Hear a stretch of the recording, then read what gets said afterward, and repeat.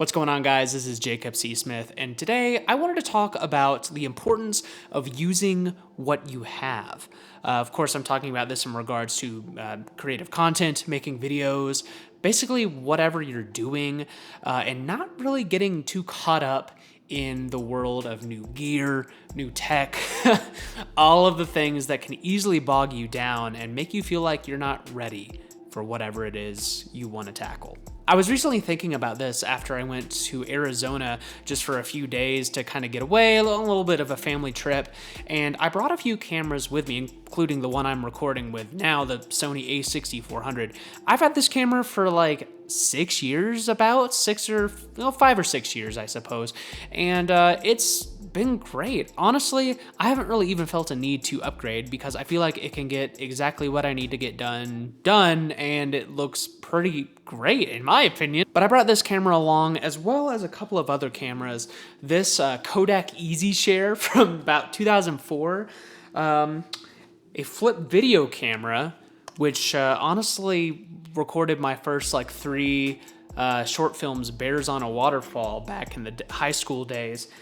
And then I also brought this fun little thing right here, which is probably the cheapest piece of technology you can get in the electronics section at Target. Yeah, it doesn't even have a brand name. I can't even refer to it as anything, but it was $15, and it said it can shoot in full HD video 1080p. And I was like, there's no way, first of all, that it's even gonna turn on, let alone shoot in that kind of quality. But I was kind of impressed that, yes, it turned on, and that's what it sounds like. Like, it feels like a toy from a Happy Meal or something. But yeah, it did turn on, and it does in fact take photo and video, as well as having a back-facing camera that you can switch back to kind of like your phone.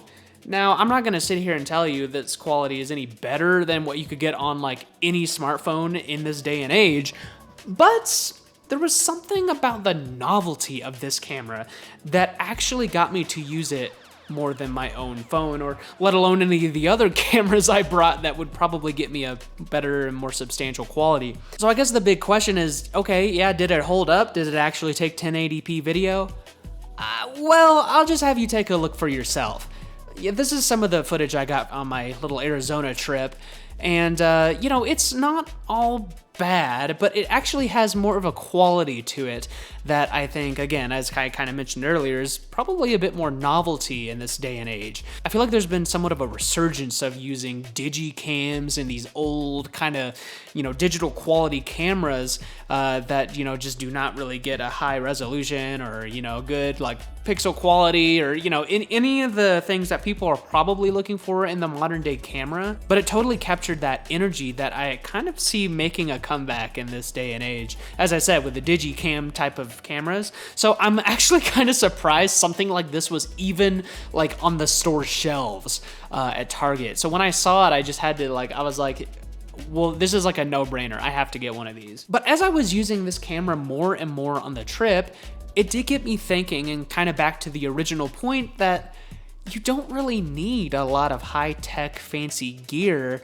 to make anything. I mean, really what you have is more than good enough. I would hope that what you have is better than this. And even if it's not, you can still make something really good with this camera.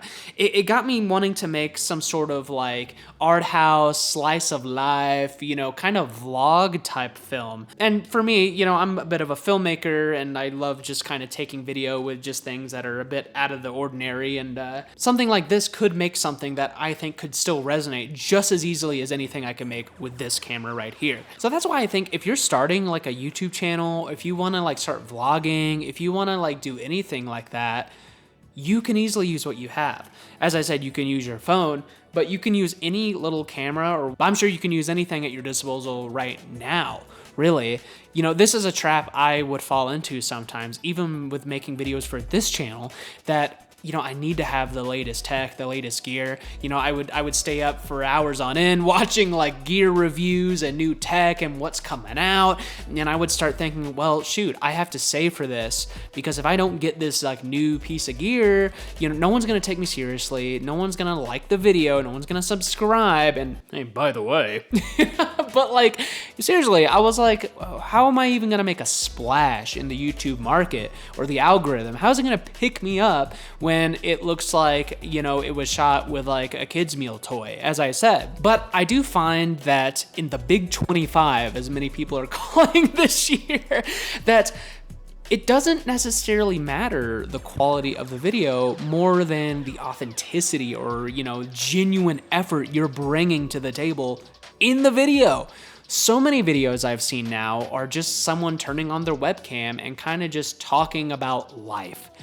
And I, for one, actually really like that. As someone who thinks I need to be very polished and very clean with all of my editing and video techniques, and sure, I do kind of like that style. I don't mind it. It does give me a bit of reassurance that at the end of the day, that's not like a deal breaker. People are still looking for like genuine, human interaction and connection. And actually, I might even attribute some of that to the rising growth of using AI in a lot of videos, or fake kind of like text to speech, where it's sometimes unclear if a video was created by like a human or like generated from a computer. I think actually cutting through, and mind some of the music producer jargon here, frequencies to kind of make your mix appear. Okay, that may not actually make as much like sense as I thought. I think I just like really wanted to say it. So if you're like a music producer or you enjoy music, be sure to hit the like button. Look, I'm just asking for any support at this point. But I think actually just telling your story and putting yourself out there with whatever you have does kind of reflect a humanity that people might actually want to see more of in the YouTube sphere, or really anywhere, honestly. But going back to using like old novelty tech gear, like this little camera here, I do think after watching a few movies recently that kind of utilize like the really low quality, low fidelity video and audio kind of combination, that you really can make anything with what you have. A couple recommendations I throw out there is Pretend That You Love Me by Joel Haver. He's a popular YouTuber, and I recently stumbled across his movie that is just free to watch on YouTube, and oh my goodness. Yes, it's a little unpolished and it's a little raw, but that's also what makes it really, really good. And it's not like super high quality, like camera angles. It's not a lot of action moving shots. A lot of it is very steady tripod shots. And yet it still makes you feel something that's very real. So I have to commend creators like that who are still able to, tell a really good story with little to nothing, which is actually amazing. It inspires someone like me who went to film school and learned the right way to make films and movies that, sure, all that stuff is nice and flashy, but at the end of the day, if you don't really have much to say, then, it doesn't really matter the type of gear you use. So I didn't mean to, get on my soapbox here. I kind of just wanted to show off this fun little camera that I probably held up to the camera. Like this might as well be the thumbnail. One of those has to be a good thumbnail. Okay, come on. But I did want to just like showcase this, and it's awesome. The Kodak one is really good too. And of course, come on guys, the flip video camera, come on. What an actual classic, internet classic right here. So anyway, if you've watched this far into the video, I very much appreciate you.